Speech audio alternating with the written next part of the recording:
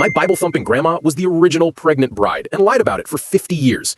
Let me back up a little. My name's Dylan, 28M, and growing up, Grandma Ruth was the queen of side-eye. Church every Sunday, Wednesday night Bible study, and if you were anything short of an ankle length, she'd clutch her pearls so hard, you'd think she was having a medical episode. She raised my dad, Robert, in that environment. And when he brought my mom, Jennifer, home, already 3 months pregnant with me at 19, Grandma Ruth lost her ever-loving mind. Called my mom trash, a Jezebel, said she'd ruined the family name, the whole dramatic production.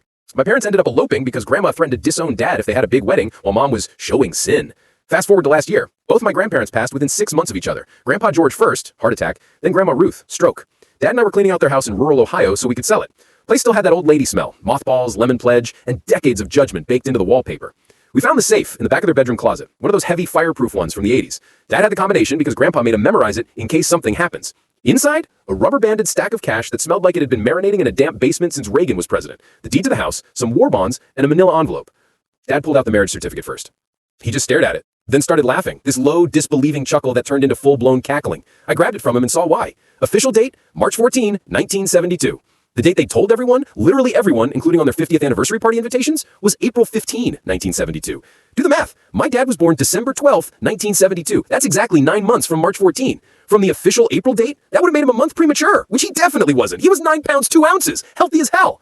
Grandma Ruth got pregnant before the big church wedding they bragged about for half a century. They lied to the whole family, moved the date up in secret at the courthouse, then threw the fancy ceremony a month later, once she could still fit into the dress and nobody would suspect. And then, this is the part that still makes me see red. She spent the next 50 years shaming my mom for the exact same thing. Dad just sat on the carpet holding that certificate like it was written in another language. I asked him what he was thinking. He said, all those years she called your mom a whore at Thanksgiving, she was doing it to cover her own ass. We didn't tell anyone at first. Dad said he needed time to process. But a couple weeks later, he invited my mom over, handed her the certificate, and apologized on behalf of his dead mother. Mom read it, looked up with this tiny smirk, and said, well, Ruth always did love rewriting history. We ended up telling my aunts at Christmas. You could have heard a pin drop. Aunt Susan started crying laughing. Aunt Pat just kept saying, I knew it, under her breath, like she'd been waiting decades for receipts. The funniest part? Grandma had a little notebook in the safe too. Her prayer journal. Last entry before she died was about forgiving the younger generation for their moral failures and praying Jennifer finds repentance before it's too late. Lady was out here writing fan fiction about her own sainthood while hiding the original sin in a safe that smelled like moldy guilt. So yeah, turns out the family saint was the original shotgun bride, and my mom, the one she called that girl, was just following tradition. Dad framed the real certificate and hung it in his office. He says every time he looks at it, he feels a little lighter.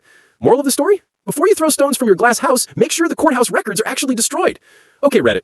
Be honest, would you have exposed the hypocrisy at the funeral or waited like we did? Drop your vote and spill the tea in the comments. I need to know I'm not the only one still processing this wild family plot twist.